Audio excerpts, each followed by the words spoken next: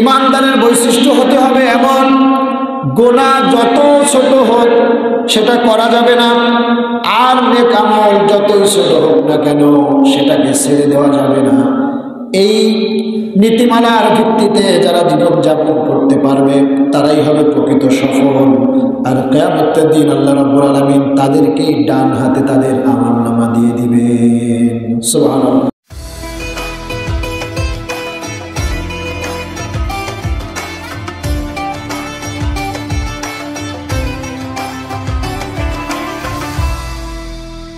أعوذ بالله من الشيطان الرجيم بسم الله الرحمن الرحيم أتل ما أوحي إليك من الكتاب وأقم الصلاة إن الصلاة تنهى عن الفحشاء والمنكر ولذكر الله أكبر الله يعلم ما تصنعون صدق الله مولانا العظيم কত ব্যথা কত ভাবে সয়েছ যে তুমি তোমারি খুনে লাল তাইফের ভূমি ফেরেশতা এসে চায় ধ্বংসের হুকুম লৌহ মাখা মুহাম্মদ প্রাণেতে হাসরাত হে প্রভু ক্ষমা করো এ তায়েফবাসী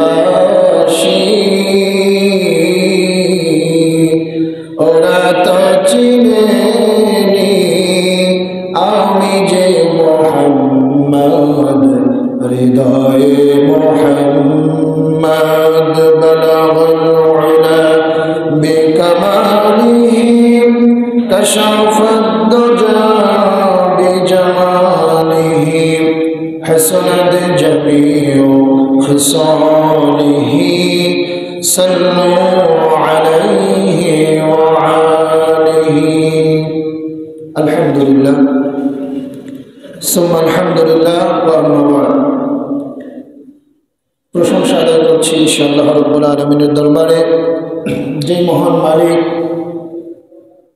একটি সপ্তাহ পরে আবার পবিত্র জুমার দিনে দুনিয়ার শত ব্যস্ততা উপেক্ষা করে তার ডাকে সাড়া দিয়ে তার ঘরে আসার এবং তার হুকুম পালন করবার সুযোগ এবং সৌভাগ্য দান করেছেন।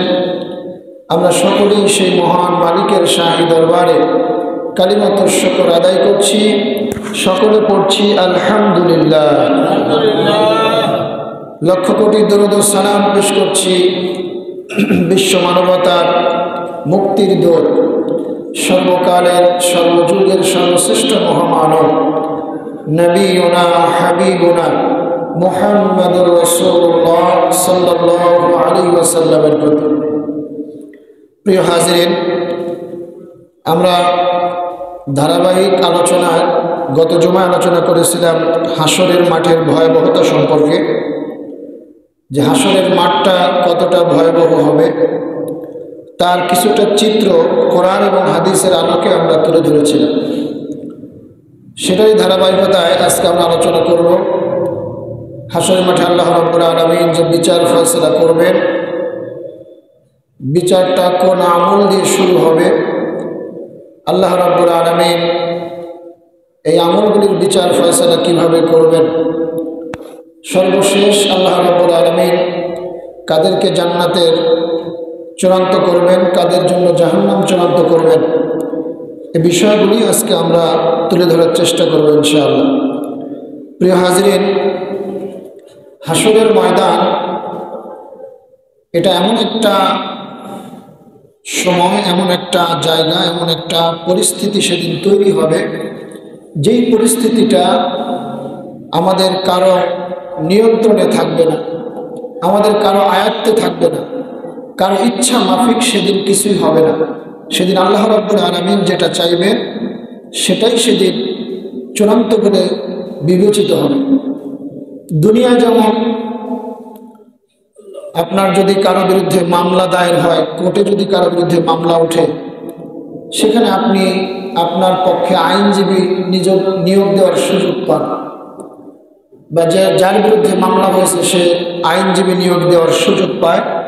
তার পক্ষে আইনজীবী যুক্তিতর্কের মাধ্যমে তার মামলা সত্যতা যাচাই করার ক্ষেত্রে বিচারকের সামনে উপস্থাপন করতে পারে। কিন্তু কিয়ামতের ময়দান এটা এমন একটা জায়গা, এমন একটা সময় যে আল্লাহ রাব্বুল আলামিন আমাদের প্রত্যেকটা মানুষের সার্বিক নথিপত্র, প্রমাণাদি, আমরা দুনিয়ায় যা করেছি, যেখানে যেভাবে করেছি, প্রকাশ্যে করেছি, অপ্রকাশ্যে করেছি, ইচ্ছায় করেছি, অনিচ্ছায় করেছি, প্রত্যেকটা বিষয় সুস্পষ্ট দলিল, সুস্পষ্ট ডকুমেন্ট আল্লাহ রাব্বুল আলামিনের কাছে জমা হচ্ছে। আর আল্লাহ তাআলা সেদিন এই দলিলপত্রের ভিত্তিতে, এই প্রমাণাদির ভিত্তিতে আল্লাহ রাব্বুল আলামিন বিচার ফয়সালা করবেন। আল্লাহ তাআলা যদি কোনো দলিল উত্থাপন নাও করেন, তারপরেও আল্লাহ রাব্বুল আলামিন যেটা বলবেন ওইটাই হক, ওটাই সত্য, ওটাকেই আমাদেরকে মেনে নিতে হবে। কিন্তু আল্লাহ রাব্বুল আলামিন সেটা করবেন না, আল্লাহ তাআলা প্রমাণ উপস্থাপন করবেন। গত জমায় বলেছিলাম যে আল্লাহ তাআলা প্রত্যেকটা মানুষের হাতে তার ব্যক্তিগত আমলনামাগুলি দিয়ে দিবেন। আমরা এই পৃথিবীতে যা করেছি, যা করতেছি, প্রত্যেকটা কাজ, প্রত্যেকটা কথা, আমাদের প্রত্যেকটা মুহূর্ত আল্লাহর দরবারে রেকর্ড হয়ে যাচ্ছে। আর এটার একটা চার্ট তৈরি হচ্ছে। এই আমলনামাটা কিয়ামতের ময়দানে আল্লাহ রাব্বুল আলামিন প্রত্যেকটা মানুষের হাতে দিয়ে দিবেন। কিয়ামতের ময়দানে, হাসরের ময়দানে আল্লাহ রাব্বুল আলামিন প্রত্যেকটা মানুষের হাতে তার আমলনামাগুলি তুলে দিবেন। ঈমানদারেরা সামনের থেকে ডান হাতে তার আমলনামাটা পেয়ে যাবে, বেঈমানেরা পিছন দিক দিয়ে বাম হাতে তার আমলনামা পেয়ে যাবে। পিছন দিকে কিভাবে পাবে? আল্লাহ রাব্বুল আলামিন তাদের বেঈমানদের এই বাম হাতটাকে বুকের ভিতর দিয়ে ঢুকিয়ে দিবেন, পিছন দিক দিয়ে বের করে দিবেন। এরপরে বাম হাতে তাদের আমলনামাটা ধরিয়ে দেওয়া হবে। আমলনামা ধরিয়ে দিয়ে বলা হবে, ইকরা কিতাবাকা কাফা বিনাফসিকাল ইয়াওমা আলাইকা হাসিবা। পড়ো, তুমি তোমার নিজের আমলনামা তুমি নিজেই পড়ো, আর আজকে তোমার হিসাবের জন্য তুমি নিজেই যথেষ্ট। তুমি দুনিয়ায় কি করে এসেছো, কোথায় কিভাবে কি করেছো, দিনের বেলায় করেছো, রাতের বেলায় করেছো, মানুষের সামনে করেছো, গোপনে করেছো, যেখানে যেভাবে যা কিছু করেছো সবই আমলনামার মধ্যে লিপিবদ্ধ রয়েছে।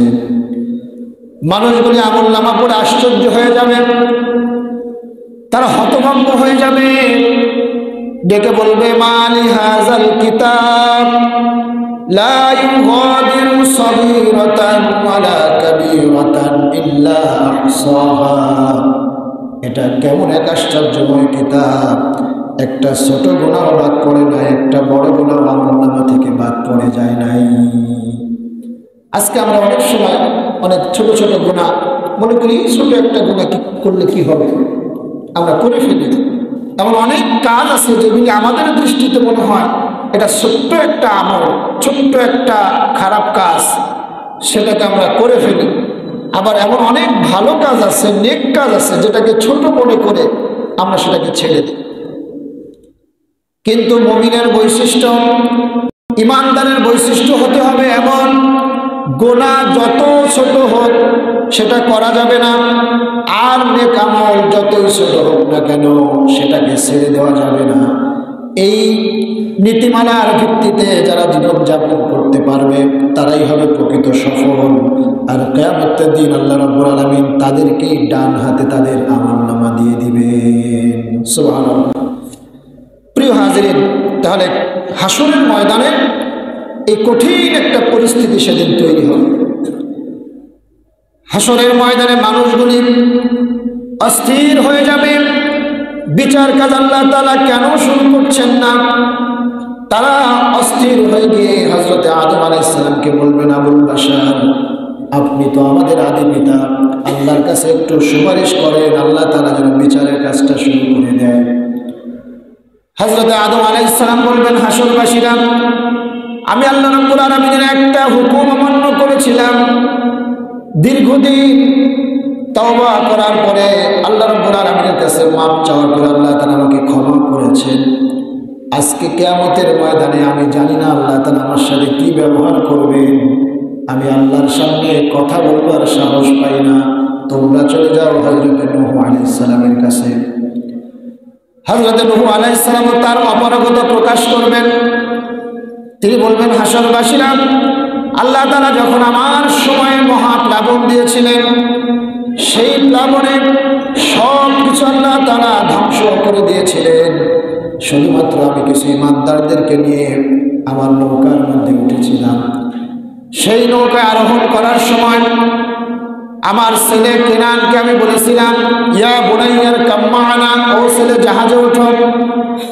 আমার আল্লাহ ডেকে বলেছিলেন, নূহরে, তোমার এই ছেলে তাওহীদ মানে না, রিসালাত মানে না, তোমার এই ছেলে ইমানদার নয়, সে হলো বেঈমানদের মধ্যে শামিল, লাইসা মিন আহলিক, সে তোমার আহাল নয়।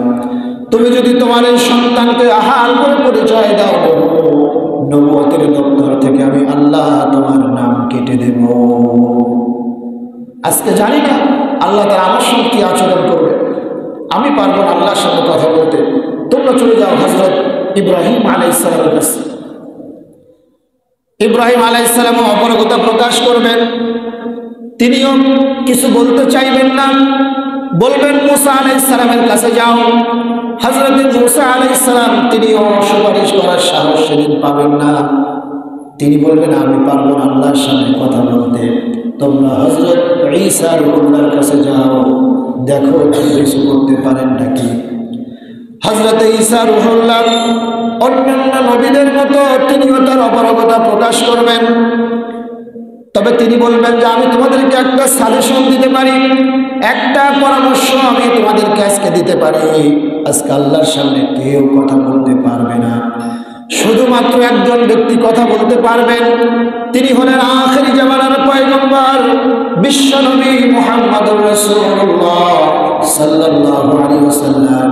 তোমরা তার কাছে যাও, তিনি একমাত্র আল্লাহর কাছে তোমাদের জন্য সুপারিশ করতে পারবেন। আল্লাহর নবী সেদিন মাকামে মাহমুদের সিজদায় পড়ে যাবেন। রব্বুল আলামিন ডেকে বলবেন, হাবিব, আপনি আজকে কেন কাঁদেন? আজকে তো আপনার কাদার দিন নয়, আজকে আপনার সম্মানের দিন, আজকে আপনার মর্যাদার দিন। আমি আপনাকে মাকামে মাহমুদ দান করেছি, আমি আপনাকে কাউসার দান করেছি। আজকে আপনার সম্মানের দিন, মর্যাদার দিন, কেন কাঁদেন? আল্লাহ রাসূলের সুপারিশে সেদিন বিচারের কাজ শুরু হবে। হাসরের ময়দানে আল্লাহ রাসূলের ভাষ্য অনুযায়ী আল্লাহ রাব্বুল আলামিন প্রথম যে আমলটা বান্দার জিজ্ঞাসা করবেন আমলের ব্যাপারে, আউয়ালু মা ইউহাসাবু বিহিল আবদি ইয়াউমাল কিয়ামাতিস সালাহ। কিয়ামতের দিন আল্লাহ রাব্বুল আলামিন বান্দার কাছে প্রথম যে জিজ্ঞাসাটা করবেন, বান্দা তুমি নামাজ পড়েছো নাকি? নামাজের হিসাবটা আল্লাহ প্রথমে জিজ্ঞাসা করবেন। আমলের ব্যাপারে প্রথমে বান্দার কাছে জানতে চাইবেন, তুমি নামাজ পড়েছো নাকি? আমার ভাইয়ের, আমার বন্ধুরা, এটা আমরা খুব ভালো করে বুঝি। ইন্টারভিউ বোর্ডে প্রথম যেই প্রশ্নটা করা হয় ওটা অবশ্যই গুরুত্বপূর্ণ একটা প্রশ্ন। ওই প্রশ্নের জবাব যদি আপনি দিতে না পারেন, আপনার ইন্টারভিউটা ব্যর্থ হয়ে যাবে, আপনার চাকরিটা হবে না, আপনার উদ্দেশ্য সফল হবে না।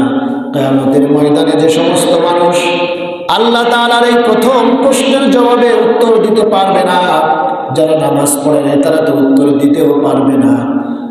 আর যারা উত্তর দিতে পারবে না তাদের পরবর্তী প্রশ্নগুলো আর করার কোনো প্রয়োজন আল্লাহ তাআলা মনে করবেন না। এজন্য 1 নম্বর প্রশ্নের জবাব আমাদেরকে দুনিয়া থেকেই ঠিক করে যেতে হবে, সেটা হলো নামাজ। আল্লাহ রসুল সাল্লাল্লাহু আলাইহি ওয়াসাল্লামকে মা আয়েশা সিদ্দিকা রাদিয়াল্লাহু তাআলা একটা প্রশ্ন করলেন, ইয়া রাসূলুল্লাহ, ইয়া হাবিবাল্লাহ, হাসরের ময়দানে সেখানে তো শুধু আপনার উম্মত থাকবে না, প্রত্যেকটা নবীর উম্মত সেদিন সেখানে উপস্থিত থাকবে, হাজার হাজার লক্ষ লক্ষ কোটি কোটি উম্মত। তার মধ্য থেকে আপনি আপনার জান্নাতি উম্মতগুলো কিভাবে বেছে নেবেন? আল্লাহ রসুল ডেকে বলেন, আয়েশা রে, তার আগে তুমি আমার একটা প্রশ্নের জবাব দাও। অনেকগুলি ঘোড়ার ভিতরে যদি সাদা কপালওয়ালা একটা ঘোড়া হারিয়ে যায়, তাহলে বলো তো আয়েশা, ওই সাদা কপালওয়ালা ঘোড়ার মালিক কি তার ঘোড়াটা খুঁজে পাবে? হযরত আয়েশা বললেন, ইয়া রাসূলুল্লাহ, কোনো সমস্যা নাই, অবশ্যই খুঁজে পাবে।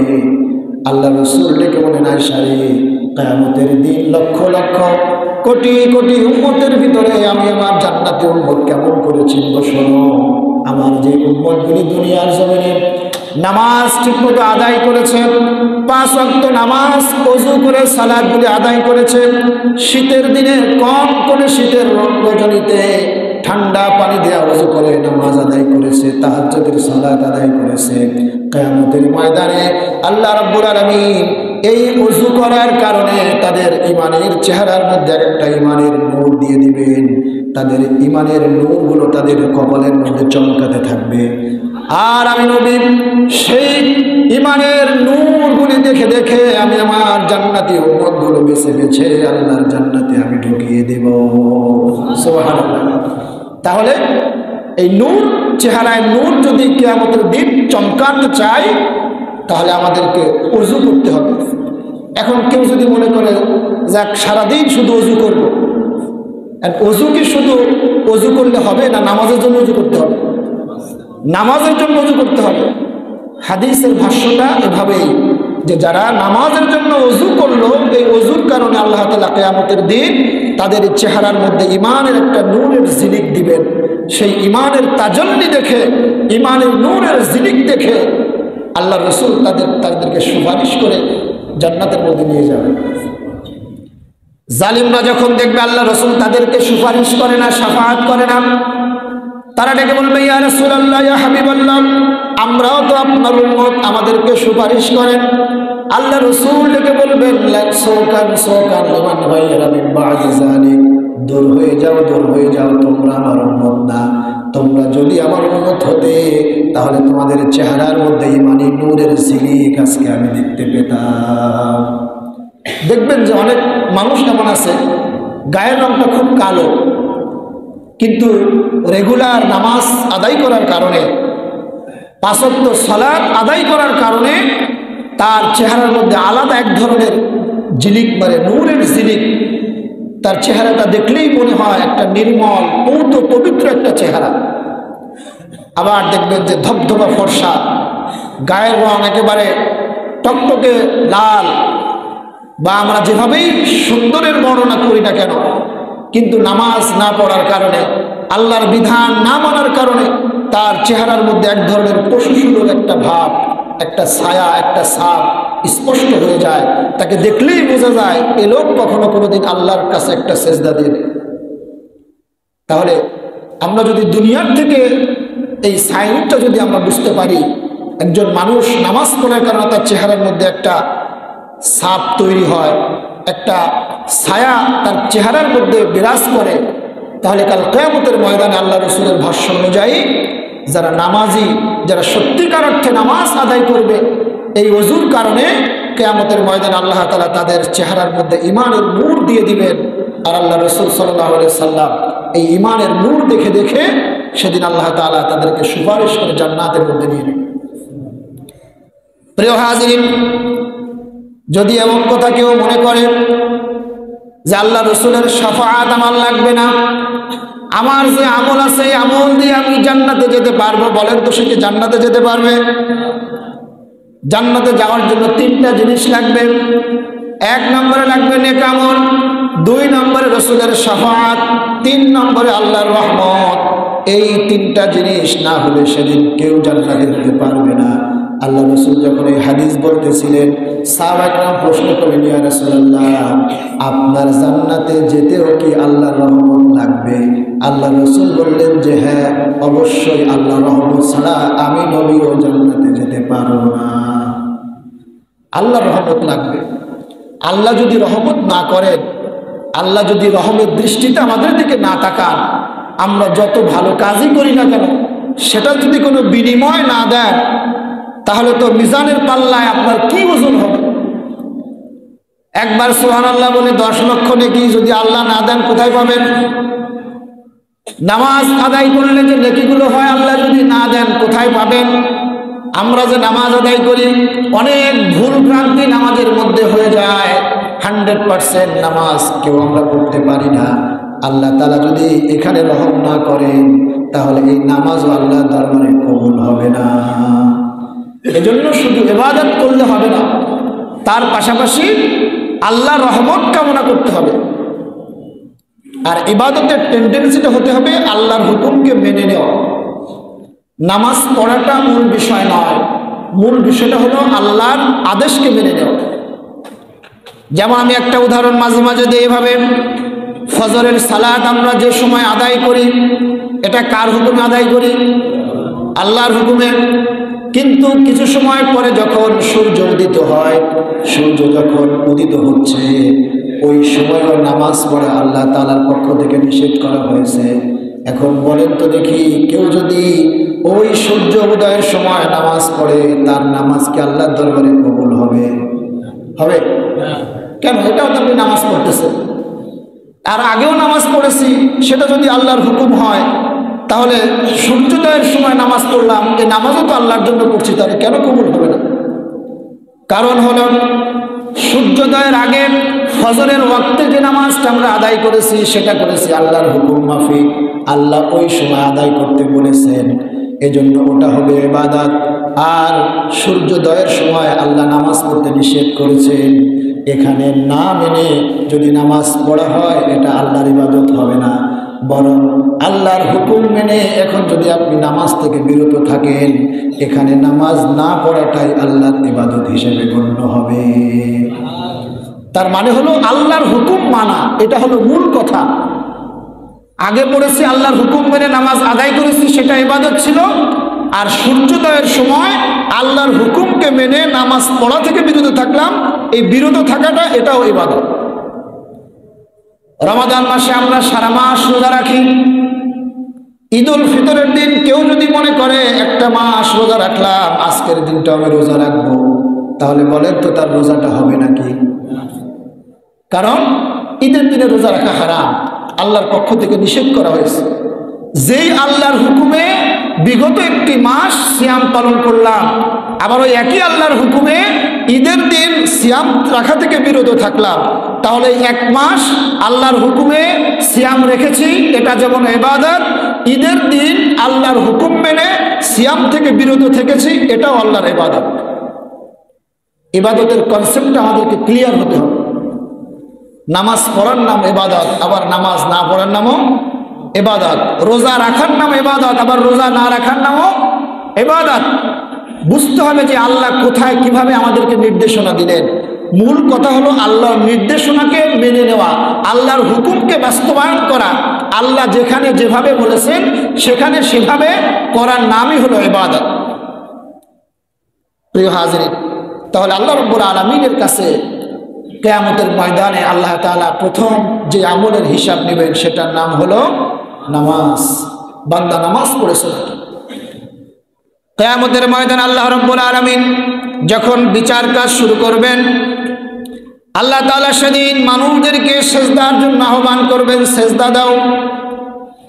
দুনিয়ার জমিনে যেই লোকগুলো নামাজি ছিল, যারা নামাজ পড়েছে, তারা সেদিন কিয়ামতের ময়দানে আল্লাহ রাব্বুল আলামিনের সামনে সেজদায় তারা অবনত হয়ে যাবে। আল্লাহ রাব্বুল আলামিন বলেন, ইয়াউমা ইউকশাফু আন সাকিন ওয়া ইউদআউনা ইলাস সুজুদি ফালা ইস্তাতিউন। সেদিন দুনিয়ায় যারা নামাজি ছিল না, যারা নামাজ পড়ে নাই, আল্লাহর সামনে আনুগত্যের মস্তকটাকে নত করে দেয় নাই, কিয়ামতের ময়দানে আল্লাহ রাব্বুল আলামিনের সামনে সে সিজদা দিতে পারবে না। আল্লাহ তাআলা তার কোমরটাকে শক্ত করে দিবেন, তার প্রত্যেকটা জয়েন্টকে শক্ত করে দিবেন। আজকে দেখেন দুনিয়ার জমিনে আমাদের শরীরের যে স্ট্রাকচারটা, আমাদের প্রত্যেকটা জয়েন্ট কিন্তু আমরা ভাঁজ করতে পারি, মুভমেন্ট করতে পারি। আপনি যেভাবে একজন মানুষ আল্লাহর সামনে সেজদা দেয়, পৃথিবীতে অন্য কোনো প্রাণী এইভাবে আল্লাহর সামনে সেজদা দিতে পারবে না। আপনি যদি পরীক্ষা করতে চান, একটা ছাগলের বাচ্চা ধরে আপনি ট্রাই করে দেখবেন, আমরা যেভাবে আল্লাহর কাছে সেজদায় অবনত হই, রুকু দেই, এভাবে ওটাকে করতে যাবেন, দেখবেন উল্টে পড়ে যাবে, সেজদা দিতে পারবে না। কারণ আল্লাহ মানুষকে বানিয়েছেনই আল্লাহর সামনে সেজদা দেওয়ার জন্য। মানুষের সৃষ্টিগত একটা বৈশিষ্ট্য, একটা নেচার, একটা হিউম্যান হ্যাবিট, মানুষ কারো সামনে মাথা নত করবে। তবে মুমিন হলো, প্রকৃত মুমিন হলো ওই ব্যক্তি যে আল্লাহর সামনে আর কারো সামনে মাথা নত করে না আল্লাহ ছাড়া, একমাত্র মাথা নত করবে তার রবের সামনে। আর সেই মাথা নত করাটাই হলো নামাজ, সেটাই হলো ইবাদত। আল্লাহর সামনে আমরা আনুগত্য কিভাবে দেখাবো, এটা নামাজের মাধ্যমে আমাদেরকে প্রশিক্ষণ দেওয়া হয়, নামাজের মাধ্যমে আমাদেরকে শিক্ষা দেওয়া হয় কিভাবে আল্লাহর সামনে নত হতে হবে। দেখেন আমরা যখন নামাজে দাঁড়িয়ে যাই, তখন আর কেউ ধনী আর কেউ গরিব থাকে না, কেউ ছোট আর কেউ বড় থাকে না, কে রাজা কে প্রজা এটার কোনো বাদ বিচার থাকে না। যখন নামাজের কাতারে দাঁড়িয়ে যায়, সব এক কাতারে চলে আসে, সব এক আল্লাহর গোলামে পরিণত হয়ে যায়। নামাজে মন্ত্রী দাঁড়ালো, তার পাশে তার ড্রাইভার দাঁড়ালো। নামাজের মধ্যে যদি ড্রাইভারের পা মন্ত্রীর গায়ে লাগে, আর নামাজের পরে যদি মন্ত্রী সাহেব বলে, ড্রাইভার ফকিন্নি তোর পা কেন আমার গায়ে লাগলো, তোর 14 গোষ্ঠী নরকে পাঠাই দেব, বলেন তো মন্ত্রী সাহেব এই কথা বলতে পারবে নাকি? কারণ নামাজে কারো কোনো আলাদা বৈশিষ্ট্য নাই। নামাজের কাতারে যখন দাঁড়াবে আল্লাহর সামনে, সবার একটাই মাত্র পরিচয়, সে হলো আল্লাহর গোলাম। এজন্য কবি বলেছেন, এক হি সব মে খড়ে হো গায়ে মাহমুদ ও আয়াস, এক হি সব মে খড়ে হো গায়ে মাহমুদ ও আয়াস, না কোই বান্দা রহা না কোই বান্দা নওয়াজ। নামাজের একই কাতারে সম্রাট মাহমুদ দাঁড়িয়েছে, তার পাশে তার চাকর আয়াজও দাঁড়িয়ে গেছে। এখন কেউ সম্রাট আর কেউ চাকর নাই, সব সম্রাটের সম্রাট আল্লাহ রাব্বুল আলামিনের সামনে তার গোলামে পরিণত হয়ে গেছে, ঠিক না? নামাজ আমাদেরকে এটা শিক্ষা দেয়।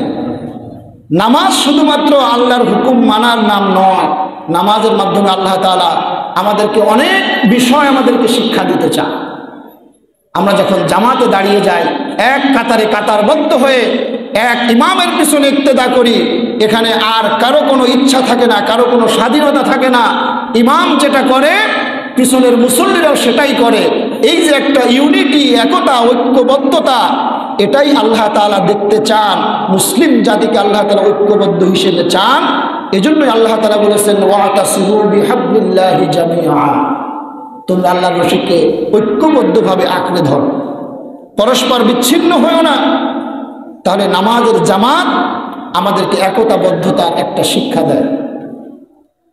এজন্য প্রিয় হাজিরিন, নামাজ ছাড়া আপনি ঈমান কল্পনা করতে পারবেন না। নামাজকে বলা হয়েছে রাসূলুল ইবাদত, ইবাদতের মাথার সঙ্গে তুলনা করা হয়েছে। একজন মানুষের বডির মধ্যে, শরীরের মধ্যে তার মাথাটা যেমন গুরুত্বপূর্ণ, ইসলামের মধ্যে নামাজটাও ঠিক ততটা গুরুত্বপূর্ণ। মনে করেন কোনো একজন লোকের একটা হাত যে কোনো কারণে অ্যাক্সিডেন্ট হলো, এমন অনেক বাস্তবতা আমরা দেখি। ডাক্তারের কাছে নিয়ে যাওয়ার পরে ডাক্তার বলছে যে এই হাতটা যদি কেটে ফেলা না হয়, তাহলে এখানে যেই ইনফেকশন হয়েছে এটা গোটা শরীরে ছড়িয়ে পড়বে, তাকে বাঁচানো যাবে না। তখন এই রোগীর যারা স্বজন থাকে, আত্মীয় স্বজন থাকে, তারা বলে যে ঠিক আছে ডাক্তার সাহেব, যদি হাতটা কেটে ফেললে রোগীকে বাঁচানো যায়, তাহলে আপনি একটা হাত কেটে বাদ দিয়ে দেন। নিকটাত্মীয়রা কিন্তু না করে না, কারণ রোগীকে বাঁচানোর স্বার্থে তার একটা হাত যদি যায়ও, অন্তত সে তো বেঁচে থাকুক। বা যদি কোনো একটা পা এরকম ইনজুর্ড হয়, আক্রান্ত হয়, আঘাতপ্রাপ্ত হয়, যদি সেখানে ইনফেকশন হয়ে যায়, যদি পরিস্থিতি এমন হয় যে তার পাটা কেটে ফেলতে হবে, একটা পা কেটে ফেললে লোকটা বেঁচে যাবে, সেক্ষেত্রে আত্মীয় স্বজন কেউ এটাকে না করে না, তারা এটাকে সমর্থন করে। কিন্তু মনে করেন যদি কোনো ডাক্তারের কাছে কোনো রোগী নিয়ে যাওয়ার পরে ডাক্তার যদি বলে যে তার গলার মধ্যে একটা ইনফেকশন হয়েছে, তার গর্দান থেকে কেটে ফেলতে হবে, তাহলে কি বলেন আত্মীয় স্বজন যারা আছে এরা কি এটা সমর্থন করবে? বলবে যে আপনি গলা থেকে কেটে ফেলবেন বাঁচানোর জন্য, কিন্তু আপনি তো মেরে ফেললেন, বাঁচবে কিভাবে? আমার ভাইয়ের, আমার বন্ধুরা, আমি যেটা বোঝাতে চাইলাম, হাত একটা চলে গেলে একজন মানুষ বেঁচে থাকতে পারে, যেমন এটা যেমন সত্য, পা একটা চলে গেলে একজন মানুষ যেমন দুনিয়ায় বেঁচে থাকতে পারে, এটা যেমন সত্য। ইসলামের মধ্যে অন্য অন্য যে আমলগুলি আছে এগুলি দুই একটা যদি ছুটে যায়, এটা আল্লাহ তাআলা হয়তো আপনাকে ছেড়ে দিবেন, আমাদেরকে মাফ করে দিবেন। কিন্তু নামাজটা এতটা গুরুত্বপূর্ণ একটা আমল যেটাকে মাথার সঙ্গে তুলনা করা হয়েছে। যেমন একটা মাথা কেটে ফেললে একজন মানুষের অস্তিত্ব কল্পনা করা যায় না, ঠিক তেমনিভাবে নামাজ ছাড়া কোনো মানুষ, কোনো মুসলমান তার মুসলমানিত্ব কল্পনা করতে পারে না। হযরত ইবনে আব্বাস রাদিয়াল্লাহু তাআলা আনহু বলেছেন যে নামাজ পড়ে না, যে বেনামাজি, ইসলামে তার কোনো অধিকার নাই, ইসলামে তার কোনো হক নাই, সে নিজেকে মুসলিম দাবি করতে পারবে না। আল্লাহ রাসূল বলেছেন মান তারাকা সালাতান মুতাআম্মিদান ফাকাদ কাফারা, যে ব্যক্তি ইচ্ছা করে এক নামাজ ছেড়ে দিল, নামাজকে তরক করলো, সে কুফরি করলো। নাউযুবিল্লাহি মিন যালিক। আল্লাহ রাসূল অন্যত্র বলেন বাইনাল আবদি ওয়া বাইনাল কুফরি তারকুস সালাত, আল্লাহর বান্দা একজন মুমিন আরেকজন কাফের, দুই ব্যক্তির মধ্যে যে পার্থক্য হলো সেটা হলো নামাজ। আল্লাহর বান্দা মুমিন যে সে নামাজ পড়ে, আর যে কাফের সে নামাজ পড়ে না। দুই ব্যক্তির মধ্যে তারতম্য যদি আপনি করতে চান, আলাদা যদি করতে চান, তাহলে আপনাকে নামাজ দিয়ে আলাদা করতে হবে। এই দুইটাই পার্থক্য। কিন্তু আজকে দুঃখের বিষয়, আমরা সেই নামাজকে এতটাই হেলায় ফেলায় আমরা এটাকে ইগনোর করি। যেমন দেখবেন বিকালবেলায় আসরের পরে অনেক বাচ্চারা মাঠে খেলাধুলা করে, দেখবেন আবার কিছু বাচ্চা মাঠের সাইড দিয়ে দাঁড়িয়ে থাকে। জিজ্ঞাসা করবেন বাবা তুমি খেলো না কেন, খেলতেছো না কেন? বলে যে ভালো লাগে না, এই জন্য খেলি না। এই যে বাচ্চার ভালো লাগে না এই জন্য খেলতেছে না, আমাদের মধ্যে এমন অনেক মানুষ আছে যার ভালো লাগে না এই জন্য সে নামাজ পড়ে না। মন চাইলো নামাজ পড়লো না, মন চাইলো না নামাজকে ছেড়ে দিল। মানে নামাজকে, নামাজের যে গুরুত্ব, নামাজের যেই ইসলামের মধ্যে নামাজের যে অবস্থান, এটাকে সে মূল্যায়ন করলো না। অথচ ইসলামের যে পাঁচটা স্তম্ভ, পাঁচটা রুকু, তার মধ্যে 2 নম্বরের স্তম্ভ হচ্ছে নামাজ। 1 নম্বর স্তম্ভ হলো ঈমান, 2 নম্বর স্তম্ভের নাম হলো নামাজ। আপনি ঈমান, অন্যান্য যে 5টা স্তম্ভের কথা বললাম, ঈমান, নামাজ, রোজা, হজ, যাকাত, এর মধ্যে ভাগ আছে। যেমন হজ এবং যাকাত এই দুইটা শুধুমাত্র ধনী শ্রেণীদের জন্য প্রযোজ্য, কিন্তু ঈমান, নামাজ এবং রোজা এই যে তিনটা, এই তিনটা হল আম যারা আছে সকলের জন্য এটা ফরজ। এখন রোজার মধ্যে ছাড় আছে। আল্লাহ তাআলা বলেছেন ফামান কানা মারিদান, ফামান কানা মিনকুম মারিদান আও আলা সাফারিন ফাইদ্দাতুম মিন আইয়ামিন উখরা, যদি কেউ রমজান মাসে সে যদি সফর হালাতে থাকে অথবা অসুস্থ থাকে, তাহলে ওই দিনের রোজাটা সে ছেড়ে দিতে পারবে, এটা অন্য সময় সে আদায় করে দিতে পারবে। এটা একটা ছাড় না? এটা একটা সুযোগ আল্লাহ তাআলা দিয়েছেন।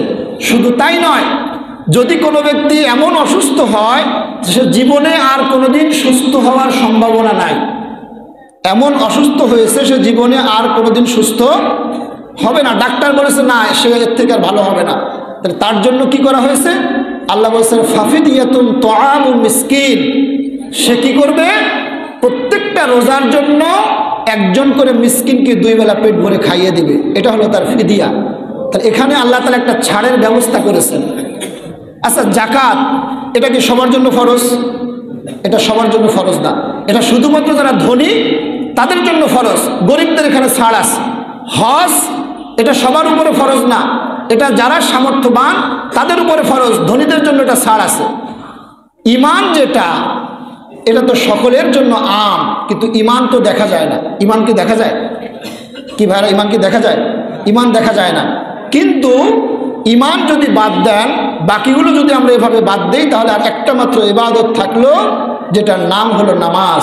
নামাজের ব্যাপারে কিন্তু আল্লাহ কোনো বিকল্প দেন নাই, কোনো ছাড় দেন নাই। নামাজের ক্ষেত্রে বলা হয়েছে, তুমি যদি দাঁড়িয়ে না পারো বসে পড়ো, বসে না পারো শুয়ে পড়ো, শুয়ে না পারো এশারায় পড়ো, যতক্ষণ হুঁশ আছে ততক্ষণ তোমার নামাজ আদায় করতে হবে। নামাজের ব্যাপারে কোনো ছাড় দেওয়া হয় না। উদাহরণ দিতে গিয়ে ফিকাহের কিতাবে বলা হয়েছে, কোনো একজন মানুষ নদীপথে ভ্রমণ করছে, হঠাৎ করে তার জাহাজটা ডুবে গেল। জাহাজটা ডুবে গিয়ে সে হাবুডুবু খাচ্ছে, পানির মধ্যে সাঁতরাচ্ছে, তার হুঁশ আছে। ওই সময় যদি নামাজের রক্ত হয়, ওই অবস্থায় হুঁশ থাকা পর্যন্ত তাকে নামাজ আদায় করতে হবে। এই উদাহরণটা মানে এই না যে সে ওখানে নামাজ পড়বে, ওখানে কি নামাজ পড়া যাবে? কিন্তু এটা বোঝানো হয়েছে গুরুত্বের কথা। নামাজ পড়ার ব্যাপারে গুরুত্ব বোঝাতে গিয়ে এই উদাহরণটা এখানে টানা হয়েছে। আরেকটা কঠিন উদাহরণ দেওয়া হয়েছে, একজন সন্তান সম্ভবা মা সন্তান প্রসব করবে, তার প্রসব বেদনা উঠেছে। ওই মুহূর্তে বলা হয়েছে সন্তান অর্ধেক বাইরে বের হয়ে গেছে, বাকি অর্ধেক ভিতরে রয়ে গেছে।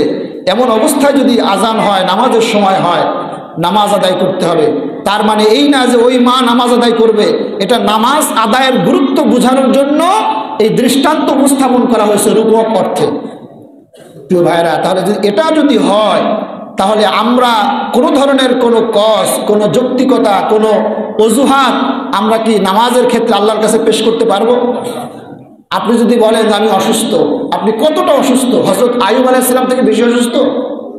আল্লাহ নবী হযরত আইয়ুব আলাইহিস সালাম, তার জিহ্বাটা পর্যন্ত কীড়ায় ধরে গিয়েছিল, তারপরেও তিনি তার রবের জিকির থেকে এক মুহূর্ত বিরত থাকেন নাই।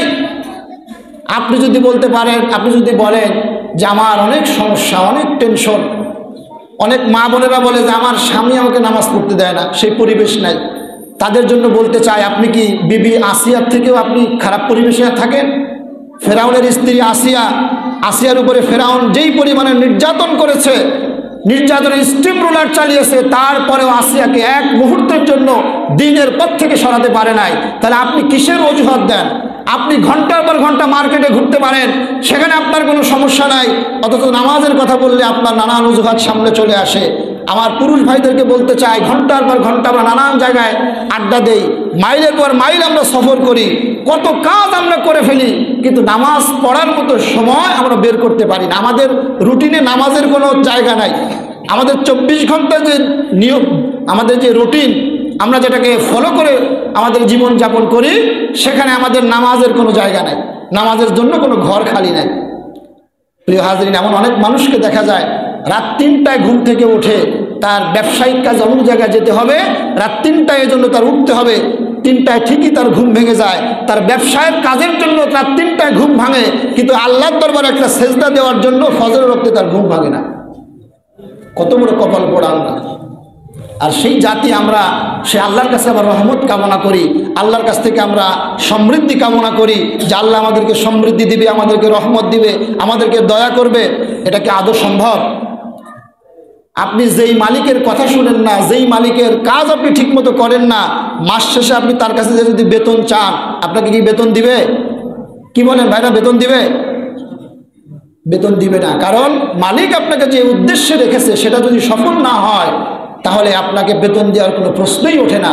এটা যেমন সত্য, তেমনিভাবে আল্লাহ রাব্বুল আলামিন বলেছেন, মা খলাকতুল জিন্না ওয়াল ইনসা ইল্লা লিয়াবুদুন, আমি দুনিয়ায় জিন এবং ইনসানকে সৃষ্টি করেছি শুধুমাত্র আমার ইবাদতের জন্য, আমার দাসত্বের জন্য, আমার গোলামের জন্য, আমার বন্দেগীর জন্য, রেজামন্দির জন্য। যারা এগুলিকে বাদ দিয়ে দুনিয়ার পিছনে ঘোরে, দুনিয়ার রঙ্গমঞ্চের পিছনে ঘোরে, দুনিয়া নিয়েই তারা সব সময় কাটায়, এই মানুষগুলো ওই ফাঁকিবাজ কর্মচারীর মতো। ওরাও কর্মচারীগুলো যেমন মাস শেষে বেতন পাবে না, এরাও কাল কিয়ামতের ময়দানে আল্লাহর কাছে তাদের জন্য কোনো কিছু অবশিষ্ট থাকবে না। এই জন্য প্রিয় হাজিরিন, নামাজের ক্ষেত্রে কোনো ধরনের কোনো অলসতা দেখানোর সুযোগ নাই। কারণ কিয়ামতের ময়দানে যারা জাহান্নামে যারা যাবে তাদেরকে প্রশ্ন করা হবে, ইয়াতাসাআলুনা আনিল মুজরিমিন মা সালাকাকুম ফি সাকার। সেদিন জাহান্নামীদেরকে প্রশ্ন করা হবে, তোমরা কেন এই সাকারে এসেছো, এখানে তোমরা কেন আসলাম? তোমাদের কাছে কি আল্লাহর পক্ষ থেকে কোনো মেসেজ যায় নাই? কোনো দূত তোমাদের কাছে কি যায় নাই? কোনো দাওয়াত তোমাদের কাছে কি যায় নাই? তারা বলবে হ্যাঁ, আমাদের কাছে মেসেজ গিয়েছিল, আমাদের কাছে দাওয়াত গিয়েছিল। মসজিদে মুয়াজ্জিন প্রতিদিন 5 ওয়াক্ত হাইয়া আলাস সালাহ বলে আমাদেরকে ডেকেছিল, কিন্তু আমরা সেটাকে পাত্তা না দিয়ে আমরা আমাদের নিজেদের কাজকর্ম নিয়ে ব্যস্ত ছিলাম, নামাজে আসি নাই। তারা বলবে 1 নম্বরে কারণ, এখানে তারা সেটা ব্যক্ত করবে, ক্বালু লাম নাকু মিনাল মুসাল্লিন। জাহান্নামে আসার 1 নম্বর কারণ হলো যেটা, আমরা মুসল্লি ছিলাম না, আমরা নামাজি ছিলাম না। ওয়ালাম নাকু নুতইমুল মিসকিন, আমরা মিসকিনদেরকে খাবার দিতাম না বা কাউকে খাবার দিতে উৎসাহ প্রদান করতাম না। এরকম করে আরো কয়েকটা কারণ তারা বর্ণনা করবে, তবে এর মধ্যে 1 নম্বর যে কারণটা তারা বলবে সেটা হলো নামাজ। আমরা নামাজি ছিলাম না, আমরা নামাজ পড়তাম না। নামাজের জন্য আমাদেরকে ডাকা হতো, মুয়াজ্জিন সাহেব ডাকতো, বিভিন্ন সময় অনেক আলেম ওলামা আমাদেরকে নামাজের কথা বলতো, কিন্তু আমরা এটাকে কানে না তুলে আমরা আমাদের মন গড়া কাজকর্ম করে গিয়েছি। আজকে আমরা এই জন্যই জাহান্নামের মধ্যে আমরা পতিত হয়েছি। প্রিয় হাজিরিন, সেদিন শুধরানোর কোনো সুযোগ থাকবে না। কিয়ামতের ময়দানে আপনি আপনার পক্ষে কোনো উকিলও সেদিন পাবেন না, আল্লাহ রসুলের সুপারিশ তো সেদিন পাবেনই না। কারণ আল্লাহ তাআলা বলেছেন, মা লিয-যালিমিনা মিন হামিমিন ওয়ালা শাফিঈ ইউতা। কিয়ামতের দিন যারা জালিম তাদের জন্য কোনো বন্ধু থাকবে না, তাদের জন্য কোনো সাহায্যকারী সেদিন থাকবে না। হামিম এমন বন্ধুকে বলা হয় যেই বন্ধু আরেক বন্ধুর জন্য তার নিজের জীবন দিতে প্রস্তুত। আরবিতে এমন বন্ধুকে হামিম বলা হয়। ওয়ালা শাফিঈ ইউতা। আর কিয়ামতের দিন তাদের জন্য এমন কোনো সুপারিশকারীও সেদিন পাওয়া যাবে না যার সুপারিশ শুনতে আল্লাহ তাআলা বাধ্য থাকবে। সুতরাং নামাজ ছাড়া আল্লাহকে সেদিন খুশি করার কোনো সুযোগ নাই। আল্লাহ রসুল বলেছেন, সাহাবীরা বলো দেখি, কারো বাড়ির সামনে যদি একটা কূপ থাকে বা একটা নদী থাকে, আর ওই লোকটা যদি প্রতিদিন ওই নদীতে 5 বার গোসল করে, তাহলে বলো তো তার গায়ে কোনো ময়লা থাকবে নাকি?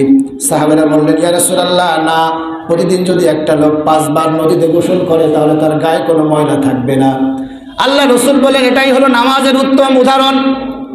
প্রতিদিন 5 বার নদীতে গোসল করলে যেমন গায়ে কোনো ময়লা থাকার সম্ভাবনা নাই, ঠিক তেমনিভাবে কোনো মানুষ যদি প্রতিদিন 5 ওয়াক্ত নামাজ জামাতের সঙ্গে সুন্দরভাবে ওযু করে আদায় করে, কবিরা গুনাহ ছাড়া, শিরকের গুনাহ ছাড়া সগীরা গুনাহ যা থাকে, আল্লাহ রাব্বুল আলামিন 5 ওয়াক্ত নামাজের বরকতে আল্লাহ তাআলা সেগুলিকে মাফ করে দেন। সুবহানাল্লাহ।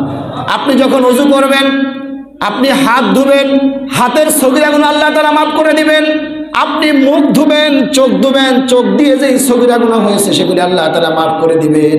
আপনি নাকে পানি দিবেন, আপনি আপনার প্রত্যেকটা অঙ্গ প্রত্যঙ্গ যখন ধুবেন, প্রত্যেকটা অঙ্গ প্রত্যঙ্গ ধোয়ার সঙ্গে সঙ্গে আল্লাহ তাআলা ওই অঙ্গ প্রত্যঙ্গের সগীরা গুনাহগুলিকে আল্লাহ তাআলা মাফ করে দিবেন। সুবহানাল্লাহ। তাহলে এমন সুযোগ থাকার পরেও আমরা সুযোগটাকে কাজে লাগাতে পারছি না। আমরা তো প্রতিনিয়ত গুনাহের মধ্যে আছি, তারপরেও যদি আল্লাহর অন্তত নামাজটা ঠিকমতো আদায় করতে পারতাম, অন্তত এই গুনাহগুলি থেকে আল্লাহর কাছে তওবা করার, মাপ চাওয়ার একটা সুযোগ আমাদের থাকতো। প্রিয় হাজরিন, তাহলে আমাদেরকে নামাজের ব্যাপারে কোনো কম্প্রোমাইজের কোনো সুযোগ নাই। আপনি কোনো অজুহাত এখানে পেশ করতে পারবেন না। এবং এই নামাজ এটা জামাতের সঙ্গে পড়তে হবে। কারণ আল্লাহ রসুল সাল্লাল্লাহু আলাইহি ওয়াসাল্লাম জামাতের ব্যাপারে খুব গুরুত্ব দিয়ে কথা বলেছেন। আল্লাহ রসুল বলেছেন, আজান হয়ে যাওয়ার পরে যারা নামাজে আসে না, জামাতে আসে না, যারা ঘরে বসে থাকে অথবা ঘরে বসে তারা সালাত আদায় করে কোনো যৌক্তিকতা ছাড়া, আল্লাহ রসুল বলেন, আমার ইচ্ছা হয় আমি একটা মশাল জ্বালিয়ে নেই, তাদের ঘরগুলোতে আমি আগুন জ্বালিয়ে দিই। আমি এটা কেন করি না? কারণ ওই ঘরগুলোর মধ্যে বাচ্চা এবং মহিলারা থাকে। যদি তারা না থাকতো, আমি নির্দেশ দিতাম যারা আজান শোনার পরে মসজিদে আসে না, জামাতে না উপস্থিত হয় না, তারা যেন তাদের ঘরটা আগুন দিয়ে জ্বালাই দেওয়া। আল্লাহ রসুলের একজন অন্ধ সাহাবী জামাতের এই গুরুত্বের কথা শোনার পরে আল্লাহ রসুলের কাছে আসলেন, ইয়া রাসূলুল্লাহ, আমি তো অন্ধ মানুষ, সব সময় সঙ্গী সাথী তো আমি পাই না, আমাকে জামাতের ব্যাপারে রুখসত দেওয়া যায় নাকি? আল্লাহ রসুল বললেন, তোমাকে রুখসত দেওয়া গেল। অন্ধ ব্যক্তি হেঁটে চলে যাচ্ছেন, কিছু দূর যাওয়ার পর আল্লাহ রসুল তাকে আবার ডেকে ফেরালেন, ডেকে বললেন, অন্ধ সাহাবী, তুমি কি আজান শুনতে পাও? বলে, হ্যাঁ রাসূল, আমি আজান শুনতে পাই। আল্লাহ রসুল বললেন, আজান যখন শুনবে আজানের জবাব দিবে, আর মসজিদে এসে জামাতের সঙ্গে তুমি নামাজ আদায় করবে। একজন অন্ধ ব্যক্তিকে পর্যন্ত আল্লাহ রসুল জামাতের ব্যাপারে ছাড় দেন নাই, আর সেখানে আমরা সুস্থ সবল হওয়ার পরেও মসজিদের রাস্তায় আমাদের পা চলে না, মসজিদের রাস্তায় আমরা আসতে পারি না। আমাদের কাজকর্ম, আমাদের শুধু কাজ আর কাজ, প্রতিদিন প্রত্যেকটা মুহূর্ত শুধুমাত্র ব্যক্তিগত কাজের মধ্যেই আমরা সীমাবদ্ধ থাকি। প্রিয় ভাইয়েরা, জামাতে নামাজ পড়ার ব্যাপারে আল্লাহ রসুল সাল্লাল্লাহু আলাইহি সাল্লাম তিনি শুধু বলেন নাই, তিনি তার জীবনের শেষ নামাজটাও তিনি জামাতের সঙ্গে আদায় করেছেন। আল্লাহ রসুল যখন অসুস্থ হয়ে পড়লেন, দুইজন সাহাবীর কাঁধে ভর দিয়ে আল্লাহ রসুল মসজিদ নববীতে আসলেন, মেম্বারের উপরে বসলেন। তিনি সংক্ষিপ্ত একটা ভাষণ দিলেন সাহাবাদের উদ্দেশ্যে। তিনি বললেন, ও সাহাবীরা শোনো, আজকে থেকে মসজিদে নববীর সকলের দরজাগুলি বন্ধ হয়ে গেল, শুধুমাত্র আবু বকরের দরজাটা খোলা থাকলো। আল্লাহ রসুল ডেকে বললেন, সাহাবীরা, এই পৃথিবীতে আল্লাহ রাব্বুল আলামিন তার এক বান্দাকে তাম পৃথিবীর সমস্ত নিয়ামত দিতে চেয়েছিলেন, কিন্তু তার সেই বান্দা সমস্ত নিয়ামতকে পরিহার করে তার রবের সঙ্গে দেখা করাটাকেই বেশি পছন্দ মনে করেছে। আল্লাহ রসুল চলে গেলেন, কেউ কিছু বুঝলো না।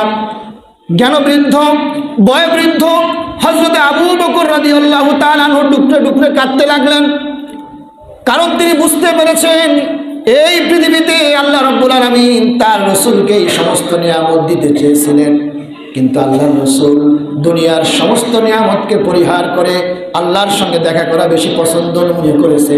তার মানে হলো রসুল আমাদের মাঝে বেশি দিন থাকবেন না, আমাদের থেকে বিদায় হয়ে যাবে। মৃত্যুর 2 দিন আগে আল্লাহ রসুল খুব অসুস্থ হয়ে পড়লেন।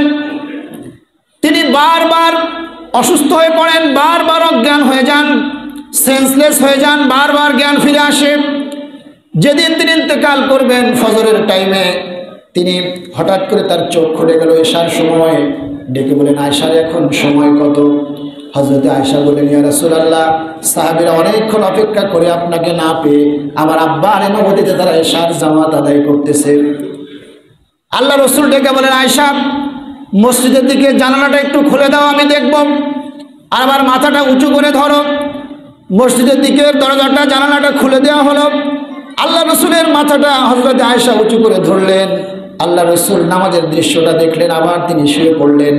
হযরত আয়েশা লক্ষ্য করে দেখেন রসুলের চোখ দিয়ে টপ টপ করে পানি ঝরতেছে। হযরত মা আয়েশা ডেকে বলেন, ইয়া রাসূলুল্লাহ, ইয়া হাবিবাল্লাহ, নামাজের দৃশ্য দেখে আপনি কাঁদেন কেন? আল্লাহ রসুল ডেকে বলেন, আয়েশা রে, এটা কোনো দুঃখের কান্না নয়, এটা হলো তৃপ্তির কান্না। এই নামাজ দেখে আমার মনে পড়ে গেল, এই নামাজ কায়েম করার জন্য উহুদের ময়দানে আমার দান শহীদ করেছি, তায়েফের ময়দানে আমার রক্ত ঝরেছে, কত সাহাবী তাদের জীবনকে উৎসর্গ করে দিয়েছে, কত সন্তান তাদের বাপগুলো হারিয়েছে, দিন হয়ে গিয়েছে জন্মের মতো, কত নারী বিধবা হয়ে গিয়েছে। আজকে যে নামাজের দৃশ্য দেখলাম, আমার কাছে ভবিষ্যতের একটা ছবি যেন ধরা দিল। কিয়ামত পর্যন্ত আমার যত উম্মত পৃথিবীতে আসবে, তারা এমনিভাবে জামাতের সঙ্গে তারা নামাজ আদায় করবে। কিন্তু দুঃখের বিষয়, আজকে মসজিদে 5 ওয়াক্ত আজান হয়, মুয়াজ্জিন বলে হাইয়া আলাস সালাত, এসো নামাজের দিকে। মুসলমান নামাজে আসে না, ঘরের মধ্যে বসে থাকে। নানান জায়গায় চায়ের স্টলে, নানান জায়গায় দোকানে মাকানে বাজারে, কোনো জায়গায় মানুষের কোনো অভাব নাই, শুধুমাত্র মসজিদে জামাতের কাতারে মুসল্লি খুঁজে পাওয়া যায় না। আল্লাহ রসুলের পরের দিন ফজরের ওয়াক্তে সকালবেলায় চোখ খুলে গেল। তিনি হযরত আয়েশাকে বললেন, আয়েশারে, একটা বাটিতে একটা পানি আনো। একটা পাত্রে কিছু পানি এনে আল্লাহ রসুলের সামনে রাখা হলো। আল্লাহ রসুল সেই পাত্রের মধ্যে তিনি বারবার হাত ভেজাচ্ছিলেন, আর তার হাতটাকে চেহারা মুবারকের মধ্যে মাসেও করতেছিলেন। আর একটা দোয়া তিনি বারবার পড়তেছিলেন, আল্লাহুম্মা ইন্নী আলা সাকরাতে মাউত, আল্লাহুম্মা ইন্নী আলা সাকরাতে মাউত। হে আল্লাহ, মৃত্যুর যন্ত্রণা বড় কষ্টকর, মৃত্যুর যন্ত্রণা বড় কষ্টকর। তিনি খেয়াল করলেন হযরত জিবরাইল সামনে এসে হাজির হয়েছেন। আসসালামু আলাইকা ইয়া রাসূলুল্লাহ, ইন্নাল্লাহা ইয়াকরাউকা সালাম। হযরত জিবরাইল সালাম দিলেন, ইয়া রাসূলুল্লাহ আপনি আমার সালাম নেন। আল্লাহ রাব্বুল আলামিন আপনাকে সালাম জানিয়েছেন আর জানতে চেয়েছেন আপনি কেমন আছেন। আল্লাহ রাসূল ডেকে বলেন, জিবরাইল আল্লাহ কি জানে না আমি কেমন আছি? হযরত জিবরাইল বললেন, ইয়া রাসূলুল্লাহ আল্লাহ তাআলা সব কিছু জানেন, কিন্তু আল্লাহ তাআলা আপনার মুখ থেকে শুনতে চেয়েছেন আপনি কেমন আছেন। আল্লাহ রাসূল ডেকে বললেন, জিবরাইল মৃত্যু যন্ত্রণা অনেক কঠিন, মৃত্যু যন্ত্রণা অনেক কঠিন। হযরত জিবরাইল ডেকে বললেন, ইয়া রাসূলুল্লাহ আপনি তাকিয়ে দেখেন, আজকে আমি আপনার কাছে একা আসি নাই, আরেকজন ফেরেশতা আমি সঙ্গে করে নিয়ে এসেছি, যার নাম হযরতে মালাকুল মাউত। মালাকুল মাউত সালাম দিয়ে হাজির হয়ে গেল, ডেকে বলেন, ইয়া রাসূলুল্লাহ ইয়া হাবিবাল্লাহ আমি এই পৃথিবীতে এর আগে যতদিন আমি যত মানুষের জান কবজ করেছি আর কিয়ামত পর্যন্ত যত মানুষের জান কবজ করব, কারো কাছে অনুমতি চাই নাই, ভবিষ্যতেও চাইব না, কিন্তু আল্লাহ তাআলা আজকে আমাকে পাঠানোর সময় বলে দিয়েছেন আমি যেন আপনার কাছে জান কবজের আগে পারমিশন চাই, অনুমতি চাই। আল্লাহ রাসূল ডেকে বলেন, আজরাইল আমি যদি তোমাকে ফিরে যেতে বলি তাহলে কি হবে? হযরতে আজরাইল বললেন, আল্লাহ রাব্বুল আলামিন আমাকে সেভাবে আদেশ করেছেন। হযরতে জিবরাইল বললেন, ইয়া রাসূলুল্লাহ আল্লাহ তাআলা আপনার সঙ্গে মুলাকাতের ইন্তজার করতেছে। আল্লাহ রাসূল ডেকে বললেন, আজরাইল তুমি তোমার দায়িত্ব পালন করো, তুমি তোমার কাজ সমাধা করো। হযরতে আজরাইল আল্লাহ রাসূলের জানকে কবজ করবেন, ঠিক আগ মুহূর্তে আল্লাহ রাসূল যেই কথাটা বললেন, আসসালাত আসসালাত আসসালাত ওয়া মা মালাকাত আইমানুকুম, ও আমার উম্মতেরা নামাজ নামাজ নামাজ। আমার ভাইরা, প্রত্যেকটা নবী রাসূল জীবনের শেষ মুহূর্তে তিনি যে কথাটা বলেছেন সেটা হলো নামাজ। তিনি তার মেয়ের কথা বলেন নাই, তার নাতির কথা বলেন নাই, জামাইয়ের কথা বলেন নাই, কোনো আহাল পরিবার পরিজনের কথা বলেন নাই। তিনি আমলের ক্ষেত্রে সব থেকে যে কথাটা তিনি বলেছেন, রসুলের শেষ কথা ছিল সেটা হলো নামাজ। আজকে সেই নামাজকে আমরা ইগনোর করতেছি। এই নামাজকে আমরা এতটাই ইগনোর করতেছি যে নামাজ মন চায় পড়ি, মন না চাইলে পড়ি না। প্রিয় হাজিরিন, আল্লাহ রাব্বুল আলামিন কিয়ামতের ময়দানে প্রথম যেই প্রশ্নটা করবেন সেটা হলো নামাজ। আমরা যেন সেই প্রশ্নের জবাব দিতে পারি, আল্লাহ রাব্বুল আলামিনের কাছে সেই তৌফিক কামনা করি। আল্লাহ তাআলা যেন আমাদের সকলকে সব ধরনের শয়তানের প্রতিবন্ধকতাকে উপেক্ষা করে মোকাবেলা করে যেন 5 ওয়াক্ত নামাজ জামাতের সঙ্গে আদায় করার তৌফিক দেন, সকলে বলি আমিন। আল্লাহ রাব্বুল আলামিন আমাদের সকলকে কবুল করুন। আল্লাহ তাআলার কাছে এই কামনা করি আমরা, আল্লাহ তাআলা আমাদের সকলকে তার খাঁটি বান্দা হিসেবে কবুল মঞ্জুর করেন, 5 ওয়াক্ত নামাজ জামাতে এসে হাজির হওয়ার তৌফিক দান করেন। প্রিয় হাজিরিন, পবিত্র জুমার দিন আল্লাহ